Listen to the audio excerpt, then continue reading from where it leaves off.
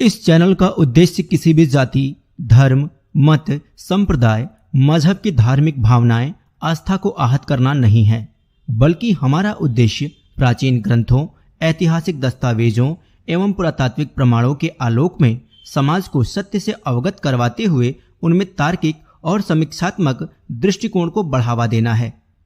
हमारा संविधान हमें संवैधानिक दायरे में रहते हुए समाज में जागरूकता लाने के उद्देश्य से हमें अभिव्यक्ति की स्वतंत्रता के माध्यम से अपना मत रखने का अधिकार प्रदान करता है। जी, सबसे पहले नमस्ते। जी विज्ञान दर्शन जी नमस्ते, और सभी को होलिकोत्सव की हार्दिक शुभकामनाएं। जी। और मैं चाहूँगा कि प्रेजेंटेशन दिखाने से पहले थोड़ा जो इस पूरे टॉपिक के ऊपर जो लोगों के कन्फ्यूजन है और जो लोगों का प्रोपोगेंडा है, दोनों को एड्रेस करते हुए आप थोड़ी भूमिका रखिए, और फिर मैं जब तक ये पीडीएफ शो करता हूँ तो एक बार इस पर व्याख्यान हो जाए तो फिर हम लोग चर्चा करेंगे।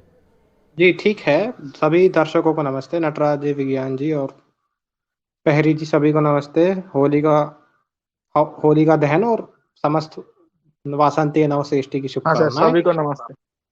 जी, और साथ में आज पंडित लेखराम जी का, रक्त साक्षी पंडित लेखराम का आज बलिदान दिवस भी है, तो उनके भी पुण्य को हम स्मरण करते हैं। और उनको कैसे मारा गया था उस पे जाने की जरूरत नहीं है, आप लोग गूगल कर सकते हैं। आज जो विषय है हमारा होलिका दहन के ऊपर, जो नवबौद्धों के, वामपंथियों के जो अब्बा हुजूर हैं, सुरेंद्र कुमार अज्ञात, उन्होंने जो किताब लिखी है कि बालू की भीत पर खड़ा है हिंदू धर्म, तो मात्र वो नहीं और दुनिया भर के प्रोपेगेंडा आज चलाए जा रहे हैं।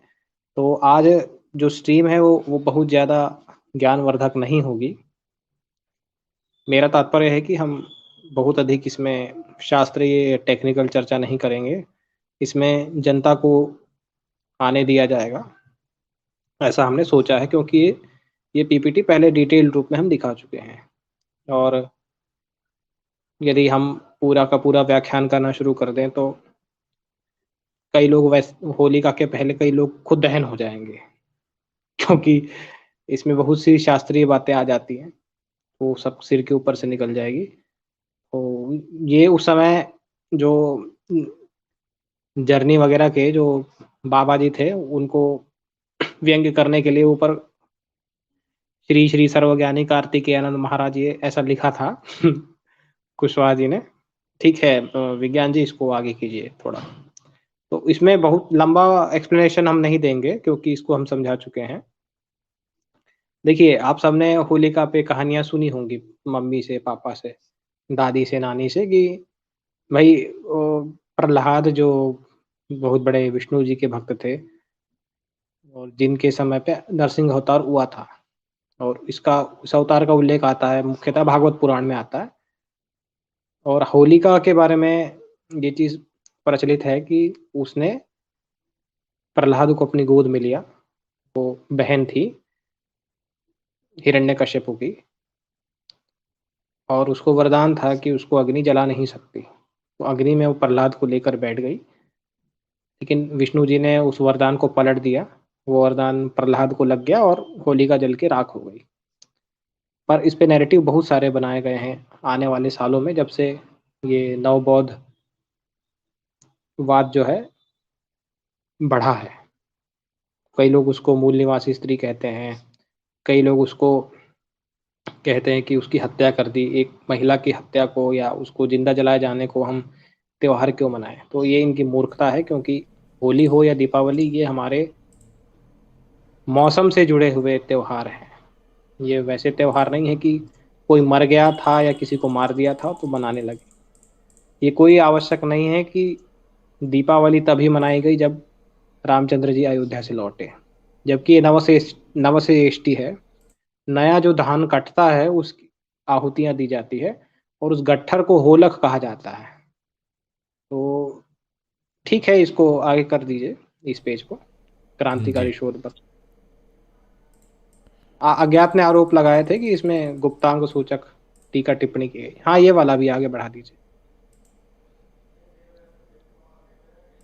हाँ, बढ़ा दीजिए आगे, इसको आगे बढ़ा दीजिए। इनका कहना था कि ये गुप्तांग वाला सूचक पेज, टिप्पणी। पेज नंबर 4, ये जी भी आगे बिल्कुल। बढ़ाना है। ये लेफ्ट वाला दिखाइए जहाँ अंडरलाइंड है। एक मिनट। ये भविष्य पुराण है गीता प्रेस का। इसमें सबसे पहला जो राक्षसी का उल्लेख मैं दिखा रहा हूँ कि होलिका को राक्षसी से कैसे जोड़ा गया। और आगे मैं ही आपको दिखाऊंगा कि, और अपने से नहीं, मैं दिखाऊंगा आपको सुरेंद्र कुमार जी की किताब से जो नवबौद्धों को प्रामाणिक है, उसमें उन्होंने मानव ग्रह सूत्र के प्रमाण दिए हैं। और देखिए, ग्रह सूत्र चाहे सनातन धर्मी माने या आधुनिक विद्वान लोग माने, ग्रह सूत्रों का काल पुराणों से पहले है। तो मानना पड़ेगा कि यदि नवसेष्टि का उसमें उल्लेख आ रहा है तो आपको मानना पड़ेगा, फाल्गुन मास की नवसेष्टि का, तो आपको मानना पड़ेगा ये सांस्कृतिक त्योहार रहा है हमेशा से। ये किसी स्त्री के मरने पे या कम से कम किसी निर्दोष स्त्री के मरने पे इस त्योहार नहीं बना है। तो थोड़ा जूम कीजिएगा विज्ञान जी, दिखाई नहीं दे रहा है इसका लेफ्ट हैंड साइड। हाँ, एक मिनट। जी देखिए, तो युधिष्ठिर से पूछा कि फाल्गुन की पूर्णिमा ग्राम ग्राम और नगर में होली क्यों जलाई जाती है। तो उस पर उन्होंने बताया कि दिन में, रात में, शीतकाल में, उष्ण काल में, वर्षा काल में कभी भी अंदर बाहर मेरा वध ना हो। तो एक डोडा नाम की राक्षसी है, उसने ये वरदान मांगा था। तो अडाडा नाम का मंत्र था, उससे ढोंढा, डोडा ऐसे नाम आते हैं इसके। तो ये राक्षसी जो है ये बच्चों पर ये मंत्र प्रयोग करती थी। नीचे दिखाइए। एक मिनट। यहाँ। जी जी बिल्कुल। इसमें निडर होकर क्रीड़ा करनी चाहिए, नाचना गाना हंसना चाहिए, लकड़ियों के बने हुए तलवार लेकर वीर सैनिकों की भांति हर्ष से युद्ध के लिए उत्सुक हो, दौड़ते हुए निकल पड़े और आनंद मनाएं। सूखी लकड़ियां, उपले, सूखी पत्तियां आदि अधिक से अधिक एक स्थान पर इकट्ठा करके जलाएं। तो इस दिन जो होलक या फिर होलाका हम कहते हैं, वो कहा जाता है नई जो धान कटती है उसके गट्ठर को, और उसकी आहुति देना कहा जाता है। उसको जलाना या उसमें आहुति देना, ये सांस्कृतिक या यज्ञीय पर्व है। फिर वो लोक संस्कृति में उसको अनेक कथाएं जुड़ती चली गई इस प्रकार से। तो हाँ, दिखाइए और नीचे कीजिए। और फिर वो राक्षसी डर के भाग जाती है। वो बच्चों को और प्रजा को पीड़ा दिया करती थी, और उसको ये शाप था कि, या यूं कहिए वरदान में यही था कि तुमको बच्चों से पीड़ा रहे।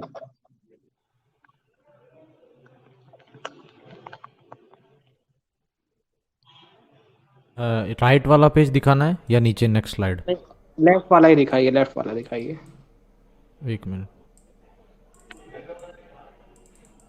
तो उसमें फिर बच्चे क्या करते हैं, इसी तरीके से बच्चे और बड़े लोग वो हंसना गाना और जलाना, ऊल जुलूल, उन्मत्त होकर प्रलाप करना, ऐसे बच्चे करते हैं राक्षसी के सामने, और राक्षसी मर जाती है उसके कारण से। तो ऐसा उल्लेख यहाँ पर आ रहा है। अब आप ध्यान देना, ये बच्ची, ये कोई आम बच्ची नहीं है, कोई अबला नारी नहीं है, ये राक्षसी है जिसपे किसी भी तंत्र मंत्र का, हथियार का असर नहीं करता, जिसको महादेव का वरदान प्राप्त है। अच्छा, मूल निवासी होती तो बुद्ध देव का वरदान प्राप्त होता, बुद्ध बाबा का, महादेव का नहीं होता। तो ये चीज यहाँ पर आई है। जी राइट हैंड साइड दिखा दीजिए। तो और यहाँ पर वसोर धारा होम करके भी उल्लेख है यहाँ पे, ध्यान दीजिए कि वशिष्ठ जी का वचन सुनकर राजा रघु ने संपूर्ण राज्य में लोगों से इसी प्रकार उत्सव करने को कहा और स्वयं भी उसमें सहयोग किया, जिससे राक्षसी विनष्ट हो गई। उसी दिन से ढोंढा का उत्सव प्रसिद्ध हुआ और अडाडा की परंपरा चली। ब्राह्मणों द्वारा सभी दुष्टों और सभी रोगों को शांत करने वाली वसुरधारा होम इस दिन किया जाता है, इसलिए इसको होलिका भी कहा जाता है। तो ये देखिए, ये एक तो भविष्य पुराण का प्रतिसर्ग पर्व और उत्तर पर्व बहुत बाद में जोड़ा गया है। तो ये धीरे धीरे बहुत सारी कथाएं जुड़ती चली गई, एक तरीके से समझिए ये लोक कथा का संग्रह है। फिर भी यहाँ इतना लिखा है कि वसोरधारा होम पहले भी होता था फाल्गुन की पूर्णिमा के दिन। ठीक है, ठीक है मोहित जी, आप आगे कर दीजिए इसको।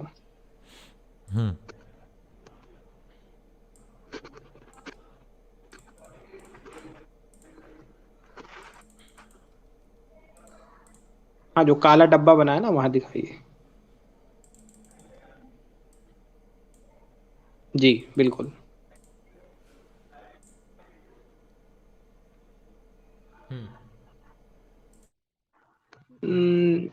ये पढ़ चुके हैं, ठीक है। अगला पेज। हाँ,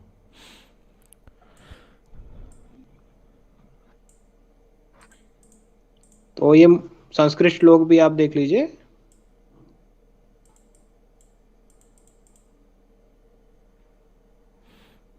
ये बता दीजिए हिंदी वाला।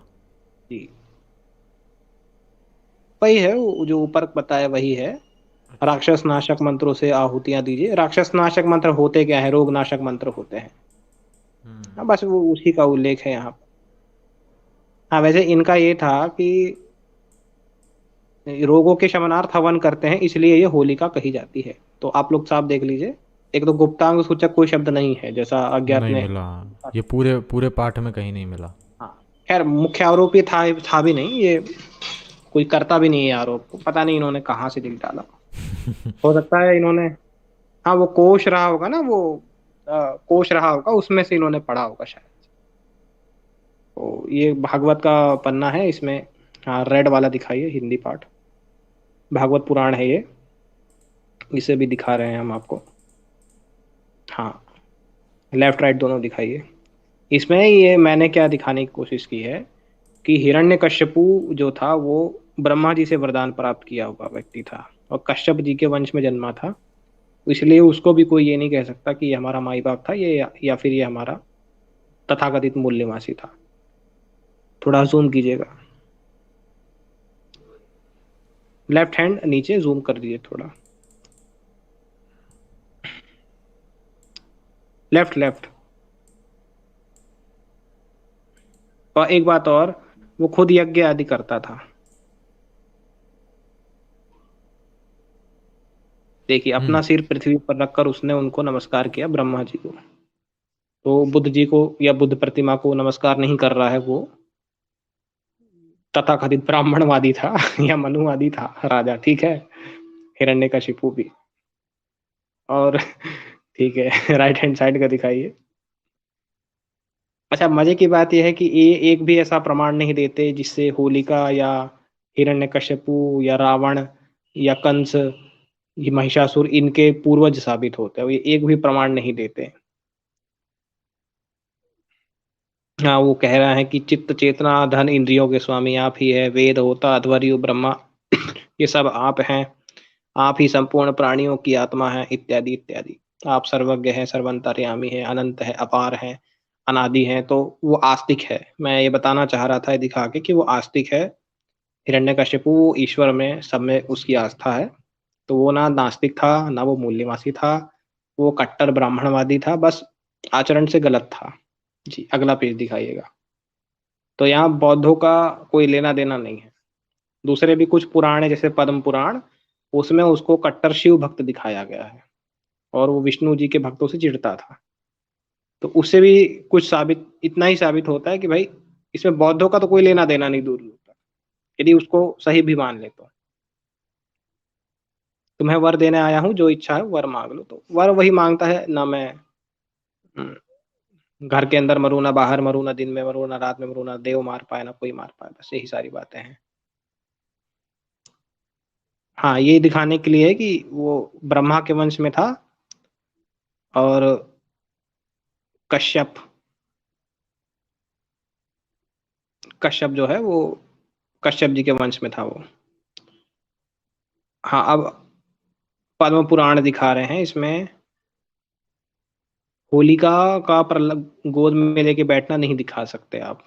मेन जो कथानक चल रहा है कहीं भी, या पहले हम भागवत में देखा हमने, आप, मैं पूरा विस्तार से नहीं दिखाऊंगा क्योंकि बोझिल हो जाएगा वो दर्शकों पर। उसमें यही है कि पर्वत पर से फेंका, हाथी से कुचलवाया, जहर दे के मरवाया, तेल की कड़ाहे में झोंक दिया, फ्राई कर दिया, दुनिया भर का जो करना था किया प्रहलाद पर वो नहीं मरा उतरे पर भी। और होलिका का उल्लेख नहीं आ रहा है यहाँ पर कहीं पर भी। तो आ, ठीक है, आगे कर दीजिए इसको। हाँ, तो मेन मैं यहाँ एक आपको एक इंस्टेंट एक सवाल मेरे दिमाग में आ रहा है, सोच रहा हूँ अभी पूछ लेता हूँ कि ये जो कहानी है भाई, होलिका को जैसे जलाया था, तो ये कहानी कहीं पर भी नहीं मिल रही है क्या? कोई सोर्स नहीं है क्या इसका, नवीन प्राचीन कैसे भी पुराण में? मुझे बहुत खोजने पे एक सोर्स मिला था, वही दिखा रहा हूँ आगे आपको। अच्छा, क्योंकि कहीं इसी कहीं ना शोध कहीं पत्र को, प्रचलित है तो पक्का आधा कच्चा कैसा तो कहीं ना कहीं मिला ही होगा। हाँ ये वही पन्ना है जिसमें ये लिखा है कि उसको कैसे कैसे मारने की कोशिश की। माया का प्रयोग किया, जहर दे के मारा, ऊपर से ढकेल दिया, हाथियों से कुचलवा दिया, सांपों से कटवाया, तंत्र मंत्र कृत्याभिचार प्रयोग करवाए। दुनिया भर का लिखा है, कुछ नहीं हुआ उसको, यहाँ उल्लेख नहीं है।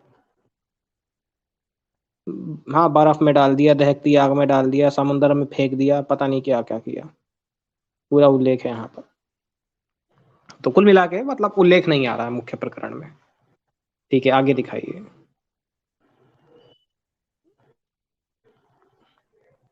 तो मेरा कुल मिला के ये कहना था कि ये होलिका कोई ये हिरण्यकश्यप की बहन नहीं थी, और मान लो थी यदि थी भी तो उसका मूल निवासियों से कोई लेना देना नहीं था, और वो भी राक्षसी ही थी।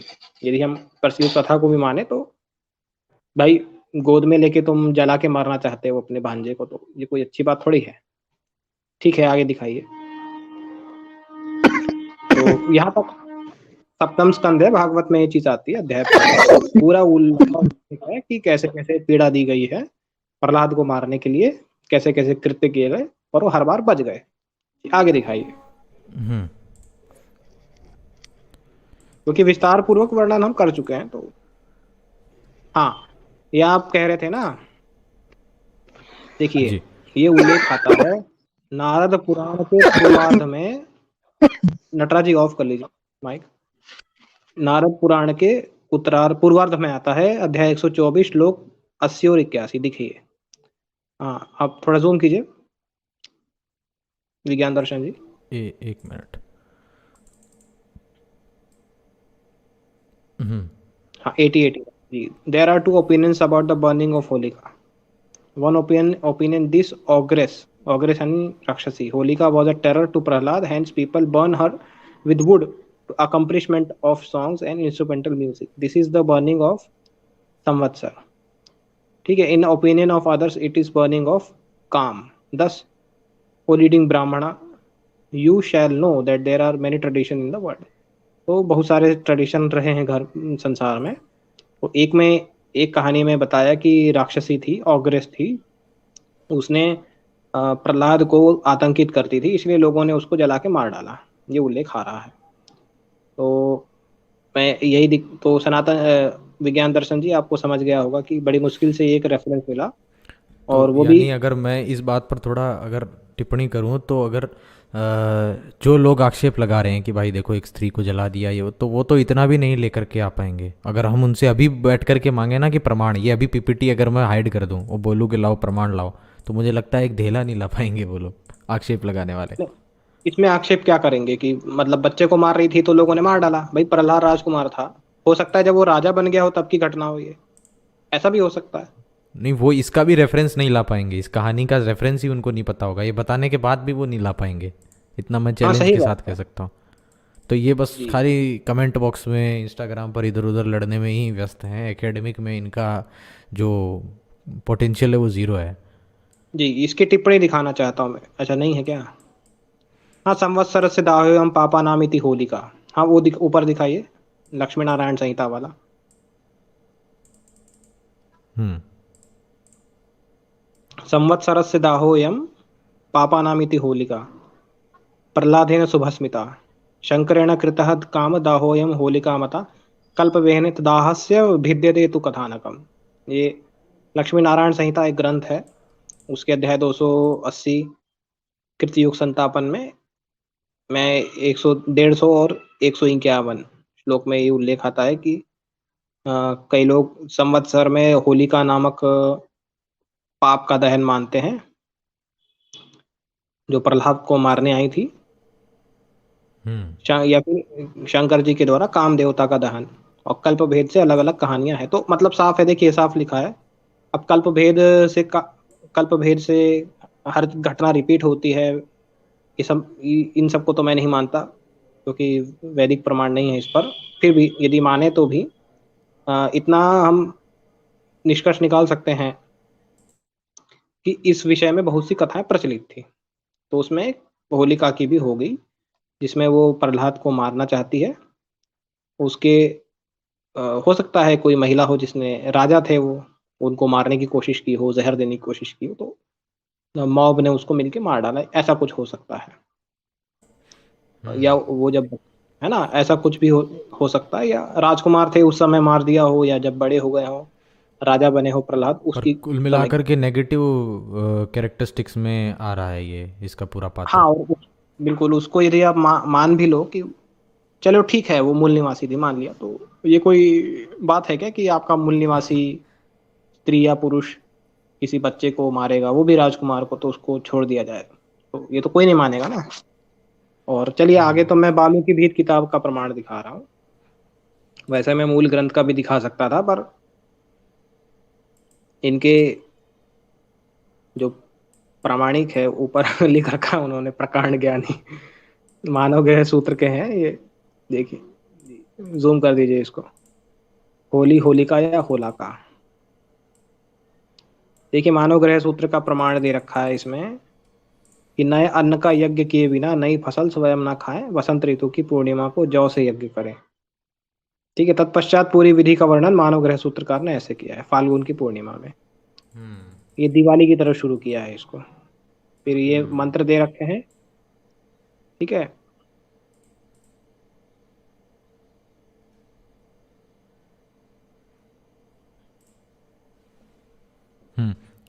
इस पेज को भी बता दीजिए। हाँ, होली शब्द का उच्चारण के साथ ही मन में जो बिंब आता है वो प्रयुक्त सा नहीं होता। रंग बिरंगी पिचकारी, गोली, अबीर, क्रीड़ामग्न एवं हर्षित युवक युवतियों का चित्र होता है, लेकिन विस्मयजनक सच्चाई है कि शास्त्र कही जाने वाली संस्कृत भाषा की किसी पुस्तक में रंग का उल्लेख नहीं। ठीक है, चलो मान लिया। मुझे ये बताना था कि संस्कृत में नहीं उल्लेख है, पर हम जितने त्योहार मनाते हैं कोई आवश्यक नहीं कि वो ज्यों के तो लिखे हुए हों। ये त्योहार एक तो मौसम से जुड़े होते हैं, और लोक व्यवहार में, लोक संस्कृति में इसमें बहुत कुछ जुड़ जाता है। अब रक्षाबंधन जो होता है वो क्या है? वो होता है कब? जब ये आती है, क्या बोलते हैं, शरद, उसको क्या बोलते हैं, मैं भूल रहा हूँ उसको। उसमें कौन यज्ञोपवीत दिया जाता है कर्मचारियों को। कौन कौन कौन सा पर्व बोल रहे हैं आप? रक्षाबंधन, श्रावणी उपाकर्म, रक्षाबंधन, श्रावणी श्रावण उपाकर्म, हाँ। श्रावणी उपाकर्म आता है। हम्म। उसमें क्या होता है कि पहले तो ब्रह्मचारियों को यज्ञोपवीत देते थे, फिर धीरे धीरे वो परंपरा बन गई कि पुरोहित भी जो हाथ में कलावा बांधता है, वो वहां तक आ गई परंपरा। और फिर बहन जो है भाई को राखी बांधती है रक्षा का वचन लेने के लिए। तो ऐसा कोई आवश्यक नहीं है। एक तो मैं बताता हूँ, एक विदेशी व्यक्ति आया था, उसने देखा भारत में, मतलब पूरे भारत को देखा जाए तो भारत के 365 दिन कोई ना कोई व्रत पर्व या त्योहार होता ही रहता है। और कोई भी ना हो तो सोमवार, शनिवार, मंगलवार, हर दिन के व्रत होते हैं हमारे यहाँ, हर दिन के देवता माने गए हैं, हर दिन कोई ना कोई पूजा विधान है। तो बहुत रंग बिरंगी संस्कृति है हमारी। हम केवल, देखिए, केवल किताब से आप कोई नहीं कह सकते कि ये एक है त्योहार है, वो किताब से होगा। हम्म। तो ठीक है, मुखम व एतत् संवत्सरूपयत फाल्गुनी पौर्णमासी, ये शतपथ का उल्लेख है, आप लोग पॉज करके पढ़ लीजिए। इसमें यही है कि फाल्गुन के अंत में, फाल्गुन मास में यज्ञ किया जा रहा है, और उसका अलंकारिक उल्लेख यहाँ पर है। तो यहाँ पर ये रहने दीजिए इसको। हम्म। ये अब शतपथ ये ब्राह्मण वाला ये दिखा दीजिए थोड़ा। छोड़ दीजिए इसको, अच्छा। ये बहुत कठिन हो जाएगा। हम्म। तो एक इसका थोड़ा ग्राफिकल बना रखा है किन्हीं ने, तो मैं वो थोड़ा शो कर देता हूँ, 5 मिनट और एक्सप्लेन कर देता हूँ, फिर हम लोग इस पर ठीक, डिस्कशन कर लेंगे। तो ये। मेरा ये क्या निष्कर्ष है, मैं जी। अपना हाँ, आप निष्कर्ष बता दूं निष्कर्ष बता दीजिए एक बार। कि एक तो ये रहा है, नवश्रेष्ठी रहा है, और होली या होला का जो है, मैं वो प्रमाण भेज दूंगा शब्दकोश से, वो दिखाइएगा आप अपना दिखा लीजिए तब तक, कि वो होता है धान का गट्ठर, जिसको आप दहन करते हैं, या जिसमें जलाकर आप आहुतियां देते हैं। तो निष्कर्ष यही है कि पहले ये मौसमी त्योहार था, बाद में इसमें बहुत सी कथानक जुड़े, जैसे इसको किसी को पता भी नहीं होगा कि कामदेव के दहन और शिव जी से भी इसको जोड़ा गया है। तो होलिका कुल मिला के अब हमको जाके मिलती है नारद पुराण में और लक्ष्मी नारायण संहिता में, कि भाई एक राक्षसी थी जो जिसको प्रहलाद को जिससे भय था वो उसको मारना चाहती थी। अब ये भी क्लियर नहीं है कि हिरण्यकशिपु के समय की बात है या हिरण्यकशिपु तब तक मर लिया था तब की, तो इसमें क्लियर नहीं है। हो सकता है वो कोई राक्षसी रही हो, वो राजद्रोही रही हो, राजा को मारने की कोशिश की हो और लोगों ने उसको मार दिया। तो कुल मिला के एक तो ना हिरण्यकशिपु यहाँ मूल निवासी था ना प्रहलाद थे, और प्रहलाद नहीं थे तो उसकी बुआ तो हो ही नहीं सकती। तो कुल मिला के, और दूसरी हमको किसी राक्षसी का उल्लेख मिलता है तो ढोढ़ा नाम की राक्षसी है, ढोंढा। वो बच्चों को मारती थी, तो उसको खत्म करने के लिए ये उपले और धान के गट्ठर जलाए गए और हंसी में वो हुल्लड़बाजी करने पे वो मर गई, उसको ऐसा वर दिया था। ये भविष्य पुराण की बहुत बात की कथा है ये। तो कुल मिला के होलिका का उल्लेख ले दे के आता है तो नारद पुराण में आता है, उसमें भी यही आता है कि वो कोई अच्छी महिला नहीं थी, उसने प्रहलाद को मारने की कोशिश की और लोगों ने, जनता ने ही उसको जला के मार डाला। तो इसके पहले भी इसके पहले भी होलिका दहन होता था हवन के रूप में, मानव ग्रह सूत्र से हमें पता चल गया है। और ग्रह सूत्र जो है वो पुराणों के बहुत पहले की रचनाएं मानी जाती हैं। आज के आधुनिक विद्वान भी उसको यही मानते हैं। तो फिलहाल मुझे यही कहना था और शब्दकोश से प्रमाण में दिखा दूंगा। धन्यवाद। जी, शब्दकोश वाला प्रमाण है इसमें मैं जो दिखाने वाला हूँ। कुशवाहा जी ने कमेंट हाईलाइट किया है, तो आप कुछ इस पे रिएक्शन देंगे तो बताइए, नहीं तो आगे बढ़ते हैं। जी, सबसे पहले तो हमारे सभी दर्शकों को होली की हार्दिक शुभकामनाएं, और उम्मीद है कि कल आप पानी बचाओ अभियान नहीं बल्कि रंग लगाओ अभियान में भाग लेंगे। और जितने भी हमारे हरे नीले पीले टिड्डे हैं उनके स्थान विशेष को आप जरूर रंगीन करिएगा, मैं बस यही उम्मीद करूंगा आप लोगों से। और अभी हमारे साथ कमेंट वीर जी जुड़े हुए हैं और लिखते हैं कुशवाहा बस पैसे के लिए स्ट्रीम करता है। तो भाई कुछ दान दक्षिणा करो या बस बदनाम करोगे? देते कुछ नहीं हो और बदनाम बहुत ज्यादा करते हो, दो फिर बात करना। जी, अब अपना प्रेजेंटेशन करिए, फिर उसके बाद से डिस्कशन के लिए लोगों को बुलाते हैं। हाँ, तो देखिए, ये अब मैं जैसे काफ़ी सारे हमने बातें की, जैसे कौन कौन सी कथाएं जुड़ी हुई है, कल्प भेद का दावा जो है उसके अनुसार भी क्या क्या कथाएं जुड़ी हुई है। तो अब मैं थोड़ा कोशिश करूँगा कि होलिका का जो एक्चुअल और आध्यात्मिक जो अर्थ हो सकता है, सामाजिक जो अर्थ हो सकता है, जिस पर कोई संशय नहीं होना चाहिए, वो मैं एक बार दिखा देता हूँ। तो सबसे पहले तो फाल्गुन पूर्णिमा को मनाए जाने वाला होली, जिसे मूल रूप से होलिकोत्सव या होलाका व वासंती नवषष्ठी पर्व कहा गया है, को मनाते हैं का वास्तविक कारण क्या है और इसके नामकरण के पीछे का अज्ञात कारण भी, तो इसके ऊपर इस पोस्ट में डिस्कस करते हैं। और ये पोस्ट जो है ये सनातन रिसर्च ऑर्गेनाइजेशन, इन्होंने बढ़िया ग्राफिकल कंटेंट डाला है, तो इनको क्रेडिट मैं यहाँ पर दे देता हूँ ऑफिशियली। इसके अलावा इस पर्व से जुड़ी बहुत सारी पौराणिक मान्यताएं हैं, जैसे कि श्री कृष्ण, राजा रघु, कामदेव, प्रहलाद आदि से वो संबंधित है। इनमें सबसे प्रसिद्ध आप जानते ही होंगे प्रहलाद और होलिका की कथा है। सर्वविदित होने से यहाँ इसका उल्लेख नहीं कर रहे हैं, पोस्ट पढ़ रहा हूँ मैं एज इट इज़। पर होली मनाने के कारणों पर ये कथाएं पूर्णतः प्रकाश नहीं डालती और इनके कई प्रसंग असंभव भी जान पड़ते हैं। कई प्रश्न बचे रहते हैं, जैसे कि होलिका को बुरी राक्षसी बताया जाता है, फिर भी उसको सेहत आदि देने वाली माया देवी मानकर पूजा भी जाता है, ऐसा क्यों? तो आज ये जो है इसके ऊपर थोड़ा प्रकाश हम डालेंगे। तो सबसे पहले नाम का रहस्य जान लेते हैं कि नाम का रहस्य क्या है, जो अभी कार्तिक जी बता रहे थे। तो होली, होलिका या होला का नाम संस्कृत के शब्द होलकह से आए प्रतीत होते हैं। इस होलकह शब्द को आप नीचे देख सकते हैं, ये आपटे संस्कृत हिंदी कोश के अंदर से हमने लिया है, जहाँ पर ये हु प्लस विच और लक्यते, ये पूरा इसका पद विच्छेद करके बताया है कि इसमें कौन सा प्रत्यय है, कौन सी धातु है, पुरलिंग है ये। कार्तिक जी अगर आप इसको एक्सप्लेन करें तो इसमें शब्द कल्पद्रुम का भी प्रमाण दिया गया है, अगर यही है जो आप दिखाना चाह रहे थे। हाँ यही था, पढ़ दीजिए आप। हाँ त्रिनाग्नि भ्रष्टा है ना, घास या फिर जो फसल कटाई होती है ना, उसके गट्ठर को अग्नि लगाना, उसी को कहा है। हाँ, तो इसमें जो हु का अर्थ इन्होंने किया है आपटे कोश में, ये ऊपर जो पद, इसका पद की जो व्याख्या है, ये पद व्याख्या है शब्द कल्पद्रुम की, और नीचे जो आप देख रहे हैं डैश डैश लगा के हु, ये है आपटे संस्कृत हिंदी कोश का। तो यहाँ पर हु का अर्थ इन्होंने किया है हवन कुंड में आहुति के रूप में प्रस्तुत करना, यज्ञ करना या यज्ञ का अनुष्ठान करना, और तीसरा इन्होंने एक अर्थ इसका खाना भी किया है। तो इसमें ये आगे प्रत्यय धातु लग के कैसे ये शब्द बना है, ये स्क्रीनशॉट आप ले सकते हैं, आराम से देख सकते हैं। ये हो गया होलकह शब्द का मूल अर्थ, जिसके ऊपर कोई डाउट नहीं रहना चाहिए।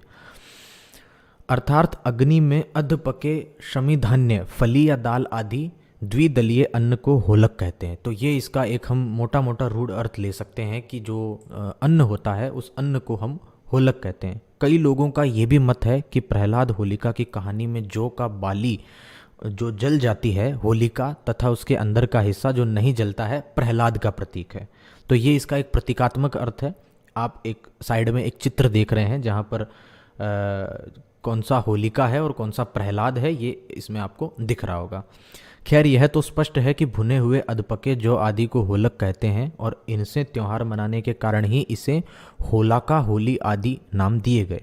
एक और मिलते जुलते शब्द हैं होलाक, इस पर भी हम आगे देखेंगे। तो जो होलाक शब्द है, इस पर भी अभी हम आगे देखेंगे। अब कई ग्रंथों में नवीन अन्न से यज्ञ करने का विधान भी मिलता है। इसमें मानव ग्रह सूत्रम का फिर से प्रमाण दिखाया गया है, जो कार्तिक जी पहले ही एक्सप्लेन कर चुके हैं। फिर मनुस्मृति के भी चैप्टर 4 का इसमें एक एविडेंस दिखाया गया है, जहाँ पर लिखा हुआ है कि द्विज को चाहिए कि वह अन्न पकने के बाद ऋतुओं की समाप्ति पर यज्ञ करे। मतलब कि जब ऋतु की समाप्ति हो रही है, नई ऋतु का आगमन हो रहा है, तो उस पर जो द्विज है, जो विद्वान है, जो श्रेष्ठ हैं, वो लोग जो नया अन्न है उसको पकने के बाद में यज्ञ करें, यज्ञ में उस अन्न को जलाएं, एक अनुष्ठान हो, सामूहिक वहाँ पर सम्मेलन हो, और उसके बाद में उस अन्न का उपयोग किया जाए। तो ये एक अनडाउटेबल है, जो कि पहले वैदिक काल में होता था। अब आगे चलते हैं। दो बड़ी ऋतुओं के संधि काल में इनका महत्व और बढ़ जाता है।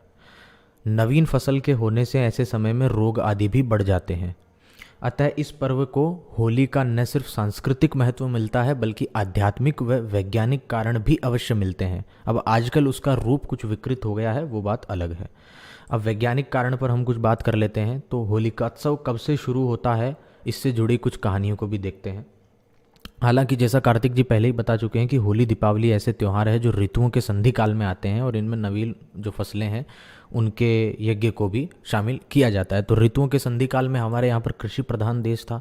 भले कितनी मॉडर्न टेक्नोलॉजी रही हो, कितना ज्ञान विज्ञान रहा हो, लेकिन लोग ज़मीन से जुड़े होते थे और कृषि को बहुत ज़्यादा महत्व देते थे। पैकेट फूड और ये सब पे दिमाग नहीं लगाते थे। तो उन लोगों का मुख्य उद्देश्य यही रहता था कि कृषकों को जो है प्रेज़ किया जाए। जैसे कई लोग आके बोलते हैं कि वैदिक सभ्यता में कृषकों का कहाँ नाम है, क्या नहीं है। अरे पूरे त्यौहार के त्यौहार बने हुए हैं जो कि अन्न से, फसल से और ऋतुओं से संबंधित है।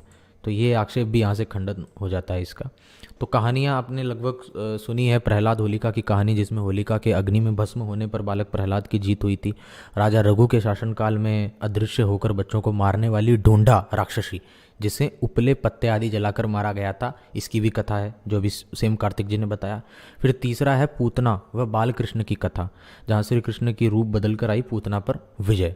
तो कहा जाता है कि ये जो पूतना पर विजय थी श्री कृष्ण की, ये भी इसी दिन हुई थी, इसी तिथि को हुई थी। इन सभी कहानियों में एक समानता आप देख पा रहे होंगे कि सब में बालकों को एक अदृश्य या बहरूपिया या कोई राक्षसी से बचाया जा रहा है। इसका एक सिंबॉलिक अर्थ ये भी हो सकता है, इससे संभावना दिखती है कि शायद यहाँ राक्षसी किसी रोग, कृमि, जीवाणु आदि का प्रतीक हो, सिंबल हो, और ऐसे सभी उपाय बच्चों आदि को किसी मौसमी या अन्य बीमारी से बचाने के लिए हो रहे हों। वेदों में भी राक्षस शब्द का अर्थ पीड़ा देने वाला हुआ है। अथर्ववेद का यहाँ एक प्रमाण दिया गया है, जिसमें 5 प्रकार के कृमियों का भी उल्लेख है, जो अदृष्ट यानी कि दिखते नहीं हैं, क्योंकि माइक्रो जो भी ऑर्गेनिज्म होते हैं वो नहीं दिखते हैं। तो ये यहाँ से एक हमें और अंदाज़ा मिलता है। होली पर उपलों में कई बार फूल, घी आदि डालकर अग्नि प्रज्वलित करके आंशिक रूप से अर्ध पके जो भुनते हैं, अर्थात होलक बनाते हैं। होलक के स्वास्थ्यवर्धक लाभ आयुर्वेदिक ग्रंथ भाव प्रकाश में इस प्रकार बतलाए गए हैं।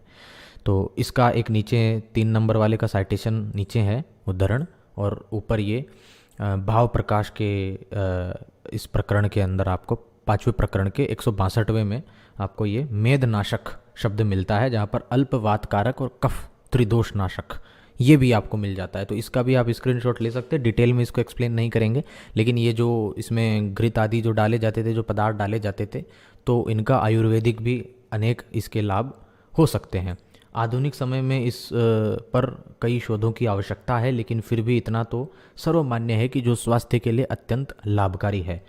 तो इसमें कुछ एक रिसर्च पेपर का भी दिया गया है साइटेशन, तो इसको भी आप चेक कर सकते हैं कि ये जो उपले होते हैं, घी आदि होता है, ये जलने पर एरोमा क्रिएट होता है। इसके ऊपर यज्ञ पर भी एक बहुत बढ़िया शोध अभी सनातन रिवेल जी ने शॉट डाला था। तो इस तरह की चीज़ें जब जलती है तो वो स्थूल से सूक्ष्म हो जाती है और वातावरण में फैल जाती है, और इनकी जो सुगंध होती है उससे एरोमा क्रिएट होता है, तो जीवाणु जो है वो नष्ट होते हैं। भले ही आपको लगे कि यार गोबर जलाने से या फिर घी जलाने से क्या हो सकता है, लेकिन इन प्राकृतिक चीज़ों में वो गुण होते हैं। इस पर साइंटिफिक चर्चा कभी बाद में की जाएगी। एक और मिलता जुलता शब्द है होलाक। होलाक चरक संहिता में बताए 13 साग्नि स्वेद कर्मों में से एक है। स्वेद कर्म प्रसिद्ध आयुर्वेदिक चिकित्सा है, जिसमें शरीर से स्वेद यानी कि पसीने को निकालकर रोग का निवारण किया जाता है। यह होलाक स्वेदन हाथी, गाय आदि के सूखे मल को जलाकर तेल आदि डालकर किया जाता था। स्वेद आप जानते होंगे कि पसीने को कहा जाता है, तत्सम शब्द है इसका। ये स्वेदन विधियाँ सर्दी, जुकाम, दर्द, पाचन संबंधित रोगों जैसे कई समस्याओं में कारगर है। अब विचार करें कि होली के पर्व में भी कुछ कुछ इसी होलाक से मिलता जुलता कार्य ही तो किया जा रहा है। क्या ये आपस में संबंधित है?